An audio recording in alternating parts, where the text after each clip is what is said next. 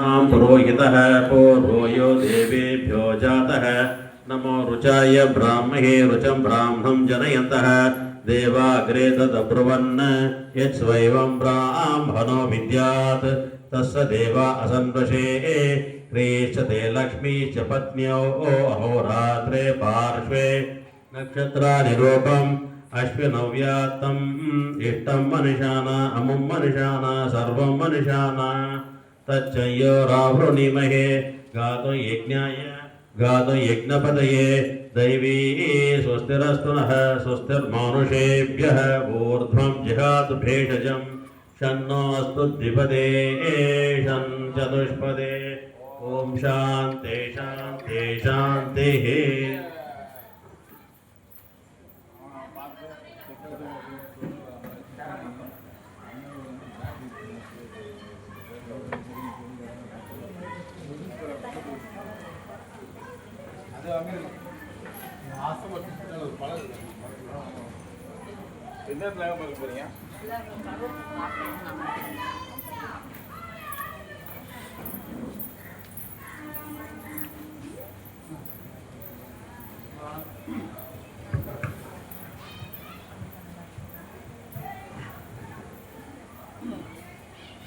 ओम श्री महागणपते नमः. श्री गुरुभ्यो नमः.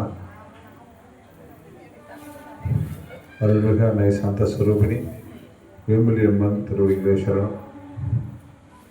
ओम शक्ति पराशक्ति. அன்பு அறியார் பெருமக்கள் அனைவருக்கும் வணக்கம்.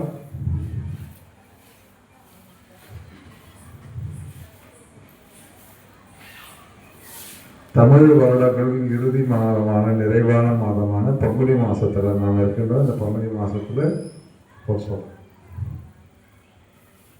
பங்குனி மாசத்துல பல்வேறு நிகழ்ச்சிகள், பல்வேறு பங்குனி உத்திரம், ஸ்ரீராமநவமி, இப்படி பல விழாக்கள், சென்னை மயிலாப்பூர்ல பங்குனி திருவிழா, அப்படி பல விஷயங்கள் எல்லாம் நடக்க போற மாசம் இந்த மாசம். இப்போ நமக்கு நவராத்திரி அப்படின்னு சொன்னாலே நம்ம சரஸ்வதி பூஜைக்கு முன்னாடி அந்த புரட்டாசி மாசத்துல மாலை அமாவாசையை ஒட்டி வரக்கூடிய அதுதான் நமக்கெல்லாம் நவராத்திரி பொம்மைகள் தான் வைப்போம். நவராத்திரியில 2-3 வகை இருக்கு. இப்போ நடக்கிறது வசந்த நவராத்திரின்னு நடந்துட்டு இருக்கு. வட இந்தியாவில் ரொம்ப ஃபேமஸ். அது முதல் விஷயம்.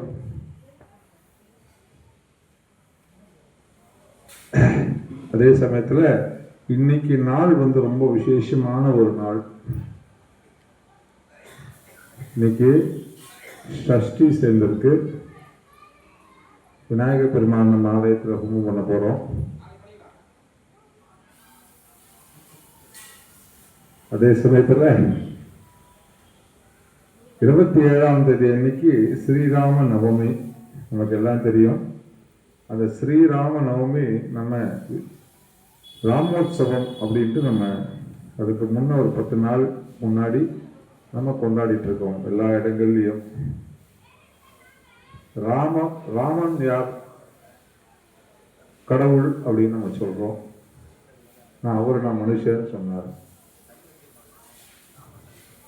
மரியாதா புருஷோத்தமன் ராமன் அப்படின்னு சொல்லுவாங்க. அறத்தின் நாயகன் ராமன். தர்ம நெறிப்படி எப்படி ஒருத்தர் வாழணும், கடவுளே மனிதனாக பிறந்தால் கூட மனிதன் படக்கூடிய அத்தனை கஷ்டங்களும் பட்டு அப்போ கூட அந்த தர்ம நெறி சத்திய நெறியில அரசனாக இருந்தா கூட மன்னனா எப்படி நடந்துக்கணும் அப்படி நடந்துக்கிட்டாரு. அதற்கான இந்த அளவு பழி சுமந்துக்கிட்டு இருக்காரு. ராஜ தர்மத்தையும் காப்பாத்தினாரு, அதே சமயத்துல இல்லற தர்மத்தையும் காப்பாற்றினார். சகோதரர்கள் ராமர் கூட பரதன், லக்ஷ்மணன், சித்திரகுடன் இவங்கெல்லாம் பிறந்தால் கூட காட்டுக்கு போற சமயத்துல தனக்கு படகோட்டிய குகனை, அந்த வேட்டுவர் குலத்தை சேர்ந்த குகனை தன்னுடைய சகோதரனாக ஏற்றுக்கொண்டார். அதான் அழகா சொல்லுவார் கம்பன், நின்னடும் ஐவரானோம் அப்படின்னு சொல்லுவார். அதுக்கப்புறம் சீதா பிராட்டியை ராவணன் தூக்கிட்டு போன பிறகு அவரை தேடி அலைகின்ற சமயத்தில் அனுமார் மூலியமாக சுக்ரீவனுடைய நட்பு கிடைக்குது. வானர சேனை தலைவர் அந்த சுக்ரீவனை தன் சகோதரனாக ஏற்றுக்கொண்டு நின்னுடன் அருவரானோம் அப்படின்னு சொல்றார். இலங்கையில ராவணனுடைய கூட பிறந்த தம்பி விபீஷணன் ராவணன் செய்யக்கூடிய அதர்ம விஷயத்தை பிடிக்காம ராவணன் கிட்ட இருந்து வந்துடுறார். ராமன் கிட்ட சரணாகதி ஆகின்றார். அவரையும் தன்னுடைய சகோதரனாக ஏற்றுக்கொண்டார். ராட்சச குலத்தை சேர்ந்தவரை தன்னுடைய சகோதரரும் எழுவரானோம் அப்படின்னு சொல்லி. அது மட்டும் இல்லை, ராவணன் சீதையை கவர்ந்து செல்கின்ற சமயத்திலே அந்த நகைகள் எல்லாம் எல்லாத்தையும் போட்டு கீழே போட்டுடுறார். அதை ஜடாயு பக்ஷி ஜடாயு பார்த்துட்டு ராவணன் கூட சண்டை போடுற ராவணன் அதனுடைய இறக்கையெல்லாம் வெட்டிடுறான். குத்துயிரும் குறையுமா இருக்கின்றார் ஜடாயு. அந்த பக்கமா தேடி வருகின்ற சமயத்தை ராமனை சந்திக்கின்றார். அதே மாதிரி ராவணன் உன் மனைவியை கவர்ந்து வான் வழியாக எடுத்து செல்வதை நான் பார்த்தேன்.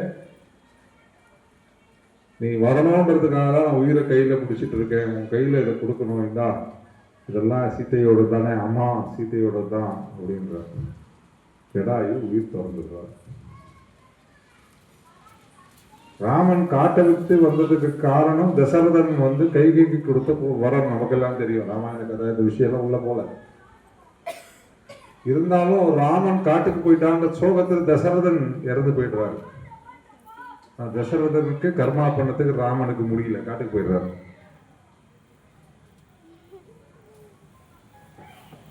ஆனா ஜடாயுக்கு தன் தகப்பனார் ஸ்தானத்தை தசரதனுக்கே கிடைக்காத ஒரு வாய்ப்பு ஜடாயுக்கு கிடைச்சு. ஜடாயு பக்ஷிக்கு தன்னுடைய தகப்பனார் ஸ்தானத்தை கொடுத்து ஈமக்கிரைகள் எல்லாம் பண்ணார் ராமபிரான். வனவாசெல்லாம் முடிச்சு ராமராவண யுத்தம்லாம் முடிச்சுட்டு மறுபடியும் அயோத்தி மாநகர் நோக்கி போகின்ற சமயத்துல சபரி என்ற கிழவியை பார்க்கிறாங்க. சபரி ராமா ராமா சொல்லிட்டே இருக்கா. ராமர் வருவார் ராமர் வருவார்னு. ராமன் வந்துட்டார். ஆசிரமத்துக்கு வந்த உடனே ராமனுக்கு சுவையான பழங்கள்லாம் வேணும். இந்த பழம் புளிக்குமா, இனிக்குமா, கசக்குமா அப்படின்னு அந்த எச்ச பண்ணி கடிச்சு பார்த்து தான் கொடுப்பாளாம் சபரி. அந்த எச்சில் பட்ட கனியை கூட ஒரு அன்போடு எடுத்துக்கொண்டார் அப்படின்னு சொல்லுவாங்க. அதனால ராமன் கிட்ட மிகுந்த அன்பு இருந்தது. அதே சமயத்துல அதர்ம சக்திகளுக்கு எதிராக அவரோட அன்பும் இருந்தது. அம்பும் இருந்தது. இரண்டும் சேர்ந்து ராமாயணத்தை ரொம்ப சுருக்கமா சொல்லணும்னா எப்படி சொல்லலாம்? ராமாயண கதை ரொம்ப சுருக்கமா எப்படி சொல்லலாம்? ஒரு சொல், ஒரு இல், ஒரு வில்.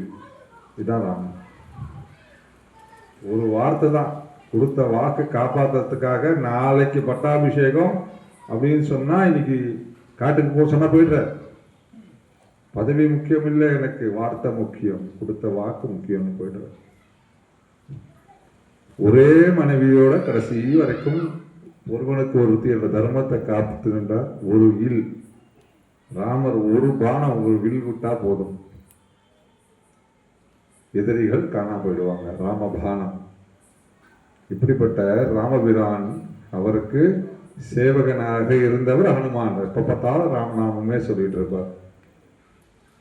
பண்பு அப்படின்னு சொன்னா ராமன் தான். குணம், பண்பு, ஒரு மரியாதையாக இருக்கக்கூடிய மரியாதா புருஷோத்தமன் அப்படின்னு சொல்லுவாங்க ராமபிரானுக்கு. அந்த ராமன் அவதரித்த நம்ம நாட்டுல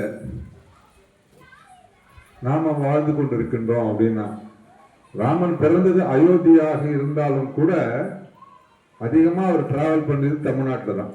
ஏன்னா ராமேஸ்வரத்துக்கு நோக்கி அங்க போயிட்டு இலங்கையில் ராமேஸ்வரத்துல இன்றளவும் கடலிலே ராமசேது, கடலிலே மிதக்கக்கூடிய பாலம் இன்றளவும் இருக்கு. அந்த கல்லுக்கு இன்னைக்கு ஒரு பீஸ் நம்ம கொண்டு வந்திருக்கோம். நம்ம போட்டு காட்ட போறோம் கொஞ்ச நேரத்தில். மதுராந்தகம் பகுதியில ஏரி காத்த ராமர் கோவில்னே இருக்கு. அந்த ஏரி காத்ததை எப்ப காட்டார்? திரேதாயுகத்துல பிறந்தார் ராமர். இந்த கலியுகத்துல சுமார் ஒரு 150 ஆண்டுகளுக்கு முன்னாடி கலெக்டர் காலைல வந்து பாக்குறாரு, வெள்ளெல்லாம் பெருக்கெடுத்து ஓடுற அப்படின்றப்போ 2 பேர் வில்லோட சேர்ந்து காவல் காக்கின்றாங்க. அதுதான் ராம லட்சுமணர்கள். அதனாலதான் ஏரி காத்த ராமர் கோவில் அப்படின்ட்டு. கலியுகத்திலையும் அவர் ராமர் இருக்கார்.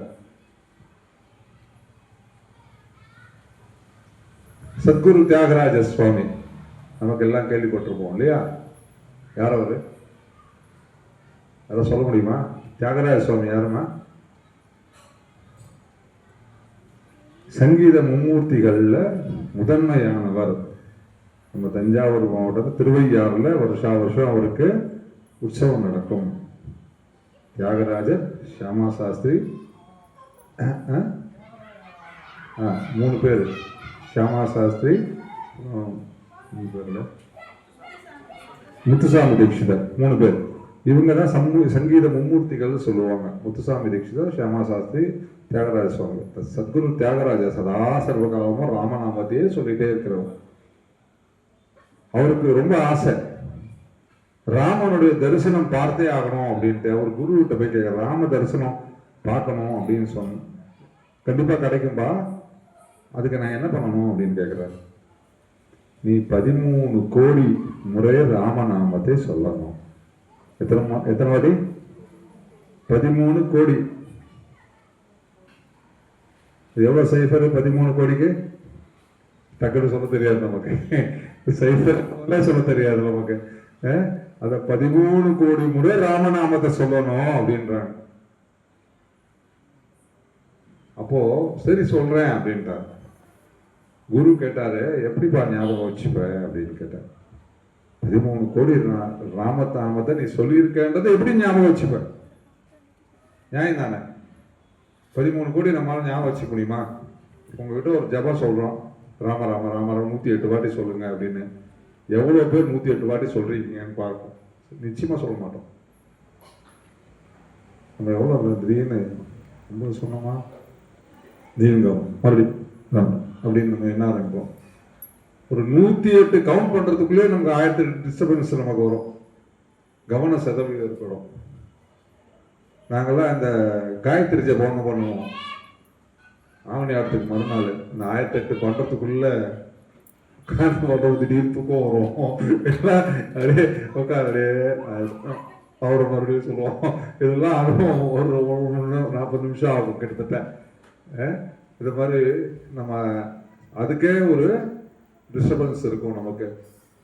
13 கோடி எப்படி ஞாபகம் வச்சுப்ப அப்படின்னு கேட்டோம்னா, சத்குரு தியாகராஜ சொல்ற, நான் ஏன் ஞாபகம் வச்சுக்கணும்? எனக்கு அது வேலை இல்லை. 13 கோடி நான் ஜபம் பண்ணா ராமன் என்கிட்ட வந்துருவான்ல. 13 கோடி முறை நான் சொல்லிட்டா ராமன் வந்துருவான். அந்த நம்பிக்கை அவர்கிட்ட இருந்தது இல்லையா? அவங்க எல்லாம் அவ்வளோ பக்தியில இருந்தாங்க. நம்ம திருப்பதி லட்டு எப்படி இருக்குமா? உருண்டா இருக்கும். சாப்பிட்டா இனிப்பா இருக்கும். இந்த டேஸ்ட் கண்ணு முன்னாடி காட்ட முடியுமா? இப்போ காட்ட முடியுமா அந்த டேஸ்ட? பழனி பஞ்சாமிர்தத்தோட சுவையை கண்ணு முன்னாடி காட்ட முடியுமா? இதெல்லாம் ருசி இல்லையா? அருமையா ருசியா இருக்கும், ருசியா இருக்கும்னு. பத்ராச்சலம் ராமதாசர்னு ஒருத்தர் இருந்தார். அவருக்கு மட்டும் வித்தியாசமான ஒரு ருசி இருந்தது. பாட்டு பாடினார். ஓ ராமி நாமம் எமி ருசிரா. ஏ ராமா, உன் ராமம் எவ்வளவு ருசியா இருக்குடா. ஓ ராமி நாமம் எமி ருசிரா. ఎంత రుచిరా రమా ఏమి ఏమి రుచిరా. ఓ రామీ నామం ஏமி ருச்சிரா. உன் நாமம் எவ்வளோ ருசியா இருக்கடாசா அப்படின்னு சொல்ற. ராம ருச்சியை அனுபவித்தவர் பத்ராச்சலம் ராமதாசர். நாமம் கூட இனிக்கும். அதான் நான் தமிழ்ல கூட ஒரு பாட்டு இருக்கு. இறைவனுடைய நாமம் திருப்புகழை பாட பாட வாய் மனக்கும் அப்படின்னு சொல்லுவோம் இல்லையா? அந்த இறைவனுடைய நாமம் சொல்ல சொல்ல மனசு, வாய், உள்ளம் எல்லாம் இனிக்கும், குளிரும். அதனால்தான் அந்த சுவை எப்படி தெரியும் அப்படின்னு பாரதியார் கூட சொல்லியிருப்பார், செந்தமிழ் நாடெனும் பேரிலே தேர்ந்து பாடியது காதினிலே. காதுக்கு ருசி தெரியுமா? காதே செந்தமிழ் நாடுன்னு சொல்ற சமயத்துல காதுக்கே அந்த இனிமை தெரியும். காது அந்த இனிமையை உணிக்கின்றது அப்படின்னு பாரதியார் சொல்லியிருக்கிறார். அப்படிப்பட்ட இனிமைய பக்தி பூர்வமா உணரணும். நம்மெல்லாம் மனிதர்கள் இல்லையா, கொஞ்சம் கர்வம் வந்துடும்.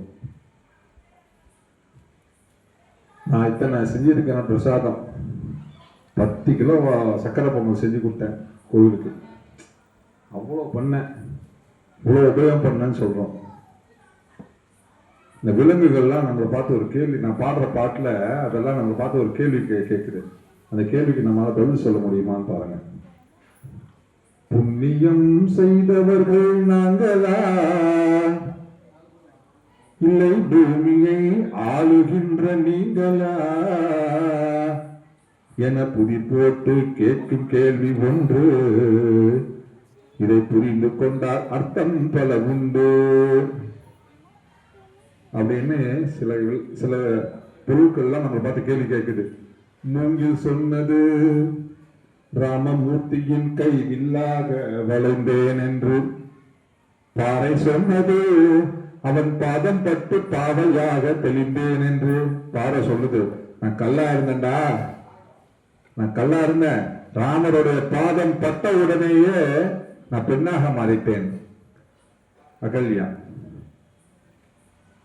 பாறை சொன்னது அவன் பாதம் பட்டு பாவையாக தெளிந்தேன் என்று, மண் சொன்னது திருமகளை தந்து மருமகனாய் பெற்றேன் என்று. பூமாதேவியோடைய மகள் சீதா பிராட்டிய நான் கல்யாணம் பண்ணி கொடுத்து ராமன் எனக்கு மருமகன் ஆயிட்டான், மாப்பிள்ளை ஆயிட்டான், மருமகனாய் பெற்றேன் என்று.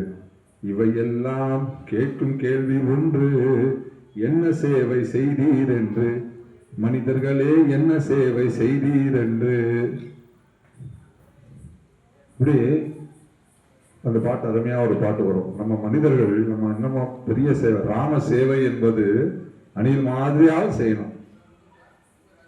அதனால இந்த ராமநவமி விழால நாம செய்ய வேண்டியது, ராமன் உண்மையாகவே ராமபிரான் மட்டும்தான் சமூக நீதி காவலன், எந்த வித்தியாசம் இல்லாம ஏற்றத்தாழ்வு இல்லாம அனைவரிடமும் பழகக்கூடிய, உயர்ந்தவன் தாழ்ந்தவன் நல்லவன் கெட்டவன், தன்னுடைய எதிரியை கூட டீசெண்டா மதிச்சான். ராவணனுக்கு கூட உடனே அவனை நீங்க போய் நாளைக்கு வா அப்படின்னு சொல்லிட்டு அவனுக்கு வாய்ப்பளித்து. இப்படிப்பட்ட ராமபிரான் குணங்களின் இருப்பிடம் ராமபிரான்.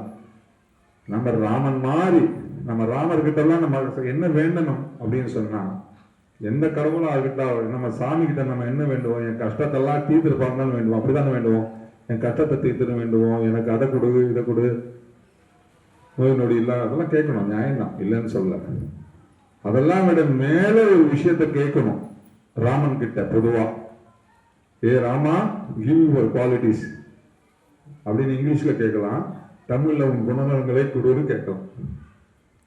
உன் குணநலங்கள் அப்படின்னு கேட்கலாம். அதனால ராமனுடைய குணநலங்கள், ராமனை பெற்று ராமனுடைய குணநலங்களை பெற்று நாம் சிறந்து வாழ்க்கை வாழ வேண்டும். அவனுடைய குணநலங்கள்ல